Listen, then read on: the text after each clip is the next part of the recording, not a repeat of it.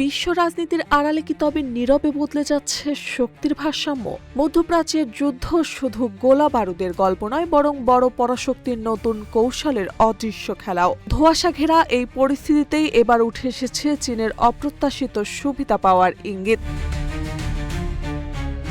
ফাঁস হওয়া এক মার্কিন গোয়েন্দা প্রতিবেদনে দাবি করা হয়েছে, ইরান যুদ্ধের মধ্যে সামরিক, অর্থনৈতিক, কূটনৈতিক ও জ্বালানি সব ক্ষেত্রেই যুক্তরাষ্ট্রের তুলনায় শক্ত অবস্থান তৈরি করেছে চীন। প্রতিবেদনটি তৈরি করেছে মার্কিন জয়েন্ট স্টাফের গোয়েন্দা বিভাগ, যা পেন্টাগনের শীর্ষ পর্যায়ের জন্য প্রস্তুত করা হয়েছিল। বিষয়টি নিয়ে ইতিমধ্যে ওয়াশিংটনে উদ্বেগ দেখা দিয়েছে।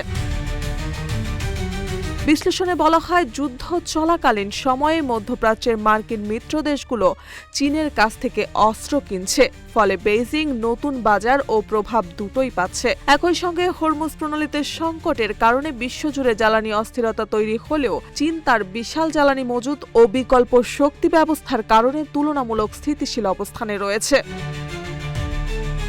প্রতিবেদনে আরও উল্লেখ করা হয়, যুক্তরাষ্ট্র যুদ্ধে বিপুল পরিমাণ ক্ষেপণাস্ত্র ব্যবহার করায় ভবিষ্যতে তাইওয়ান ইস্যুতে সামরিক সক্ষমতা নিয়ে প্রশ্ন উঠতে পারে। অন্যদিকে এই পরিস্থিতিকে কাজে লাগিয়ে চীন আন্তর্জাতিক অঙ্গনে যুক্তরাষ্ট্রের ভাবমূর্তি দুর্বল করার কৌশলও জোরদার করছে।